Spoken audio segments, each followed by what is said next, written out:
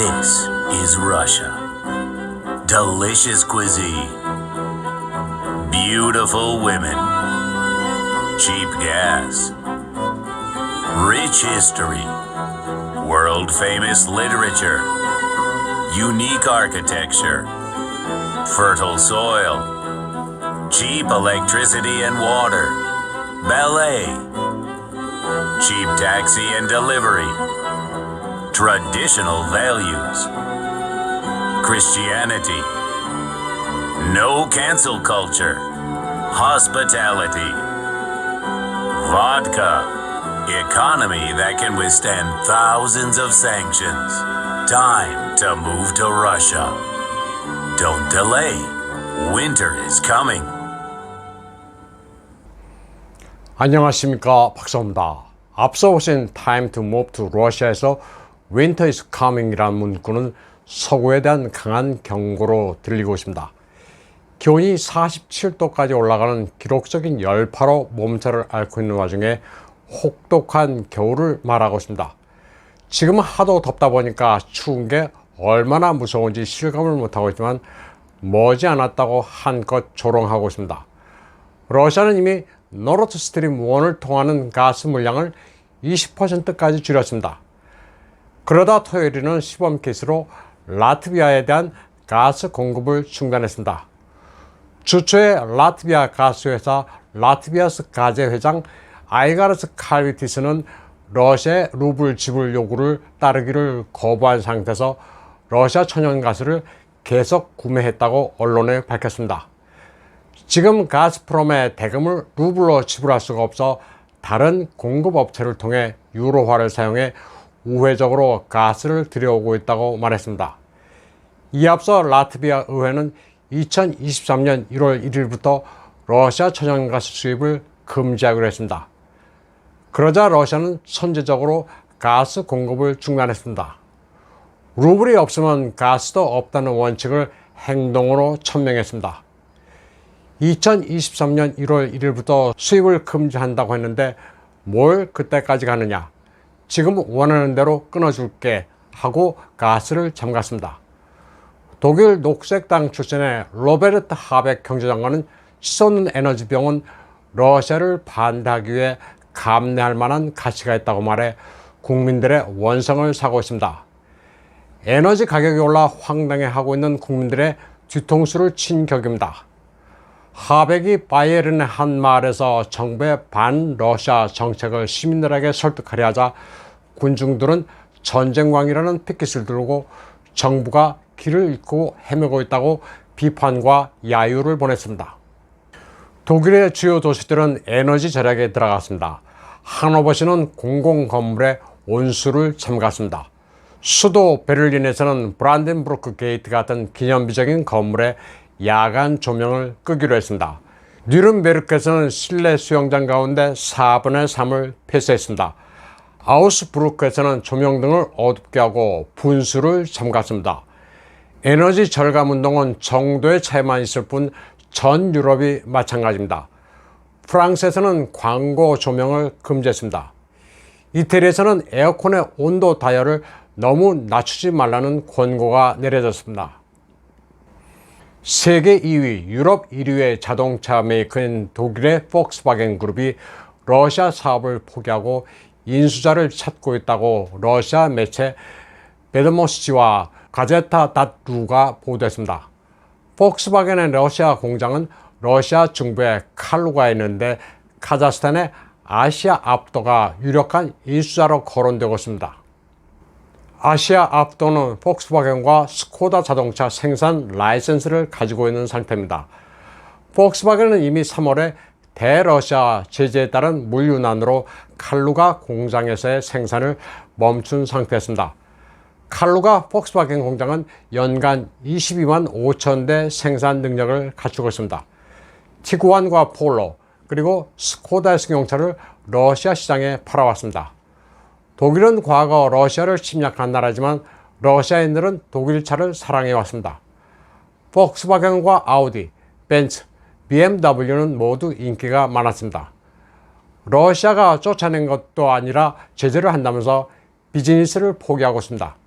그리고 그 빈자리를 중공의 지리 같은 메이커들이 날로 주워먹고 있습니다. 한편 독일이 우크라이나에 보낸 자주포 판저 하우비체 2000이 전장에서 별다른 위력을 보이지 못하고 있는 것으로 나타났습니다. 독일 매체 데어 슈피겔은 이 독일제 자주포가 발사 빈도가 너무 많아 과부하로 고장을 일으키고 있다고 보도했습니다. 이 매체는 익명의 소식통을 인용해 6월 말 우크라이나에 보낸 7대 판저 하우비체 가운데 일부가 마모 현상을 보이고 있다고 전했습니다. 또 일부 하드웨어에서는 오류 메시지도 뜨는 것으로 알려졌습니다. 독일 자동차가 본연의 성능은 뛰어나지만 요즘 모델에서는 전자장치 고장이 잦은 것과 비슷합니다. 오류 메시지가 뜨면 스캔을 해봐야 고장을 정확히 알 수 있듯이 야전에서는 바로 수리를 할 수가 없습니다. 독일은 그래서 폴란드에 서비스 센터를 마련하기 위해 고심하고 있습니다. 판저 하우비체 2000의 적정 1일 발사 수량이 있습니다. 그런데 우크라이나군이 러시아군의 강력한 화력에 맞선다면서 고강도 사격으로 간주되는 하루 100발 이상을 쏘고 있어 문제가 발생한 것으로 독일 측은 보고 있습니다. 데어 슈피겔지는 또 우크라이나가 탄약이 모자라 독일제 곡사포와 호환되지 않은 포탄을 사용하려 시도했다고도 전했습니다. 이와 함께 독일 게파트 대공전차 5대도 우크라이나에 제공되는데 노르웨이제 탄약과 호환성 문제에 직면해 있다고도 전했습니다. 우크라이나 전장에서 실패한 무기는 판저 하우비체 2000뿐만이 아닙니다. 영국과 미국이 보낸 제블린도 시가전에서 완전히 쓸모가 없다고 우크라이나군은 평가하고 있습니다. 배터리를 개봉하면 3시간 만에 방전되는 데다 매뉴얼도 전장에서 모바일 폰으로 번역기를 돌려봐야 하기 때문입니다. 한때 제블린의 성능을 홍보하기 위해 떠들어댔던 세인트 제블린도 알고 보면 다 사기였습니다.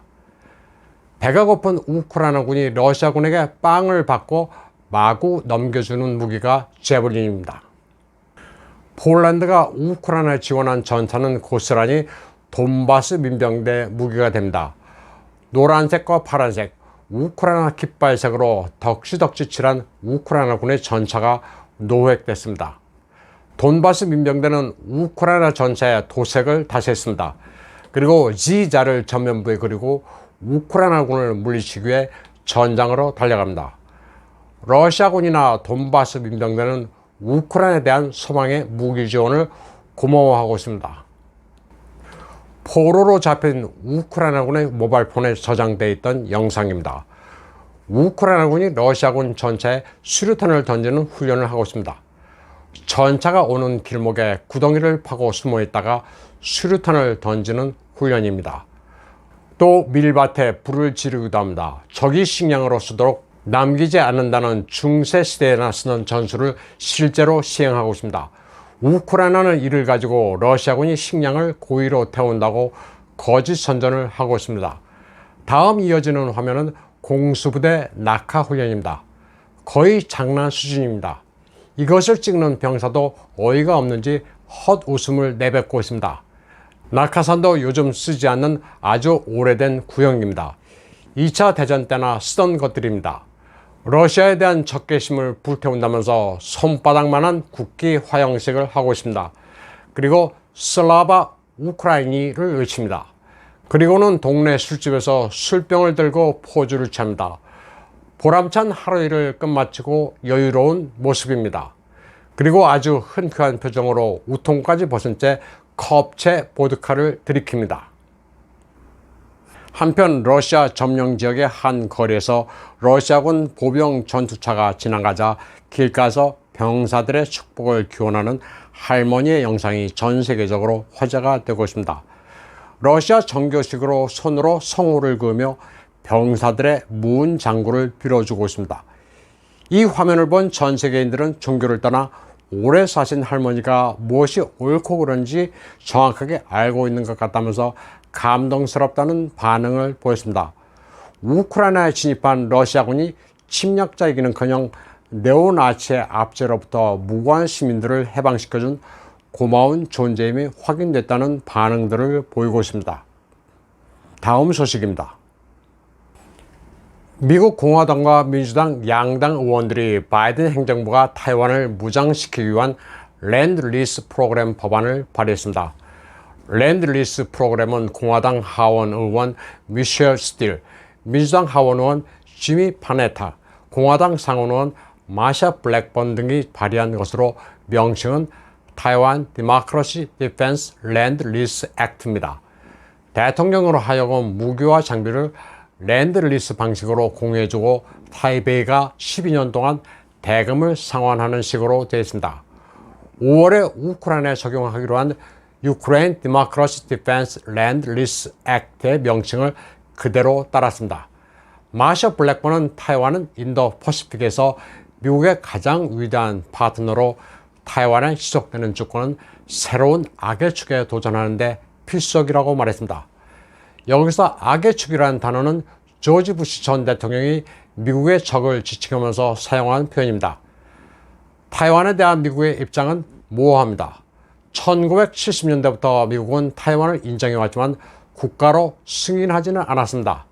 한마디로 미국은 중공의 침략을 억제하기 위해 타이완을 지원하면서도 중공을 자극하지 않기 위해 타이완 독립을 반대해왔습니다. 타이완을 둘러싼 미중 양국의 긴장은 높은 편입니다.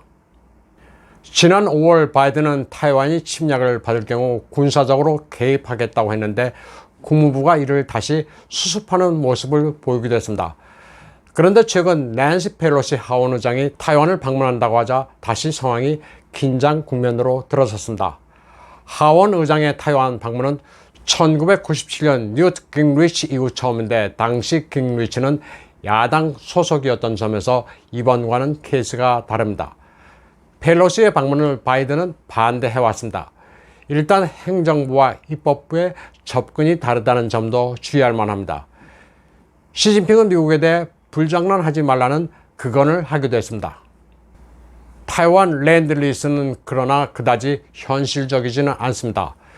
트럼프 행정부 당시 타이완에 판매하기로 했던 M1A2T 전차는 언제 인도될지 전혀 알 수 없고 M109 자주포도 물량이 없으니 하이마스를 대신 구입할 것을 미국은 원하고 있습니다. 결론적으로 우크라이나에 줘버리는 바람에 타이완에 줄 무기가 있는지는 상당히 회의적입니다. 그러나 하이마스는 우크라이나에 이미 공유하는 바람에 물량이 없습니다. 미국은 타이완을 제2의 우크라이나로 보고 있습니다. 국제문제 전문가라는 사람들은 우크라이나 다음에는 타이완이 타깃이 될 것이라고 말하고 있지만 타이완은 그냥 아시아의 문제입니다. 러시아가 우크라이나에서 이길 경우 시진핑이 힘을 얻을 것이라는 말들은 근거가 박약합니다. 중공이 타이완을 침략하기로 결심하는 경우에는 러시아가 우크라이나에서 지고 이기고와는 전혀 상관이 없습니다. 또 중공과 러시아는 군사 동맹도 아닙니다. 그리고 러시아는 타이완에서 전쟁이 나든 말든 관심이 없습니다. 러시아의 이익과는 관계가 거의 없기 때문입니다. 블라디미르 푸틴은 일찍이 중공의 군사 도발 가능성을 묻는 질문에 우습다는 듯 킥킥댄 적이 있습니다. 체제 경쟁에서 이기면 되는데 굳이 군사적 침략까지 하느냐는 투였습니다. 시진핑이 20대를 앞두고 국내의 불만을 외부로 돌리기 위해 전쟁을 감행할 수도 있다는 추측 역시 단언은 불가합니다. 세계사에서 발생한 전쟁은 국내 불만 해소용도 있지만 그렇지 않은 경우가 월등하게 많습니다. 오늘 방송은 여기까지 하겠습니다. 시청해주신 여러분 감사합니다.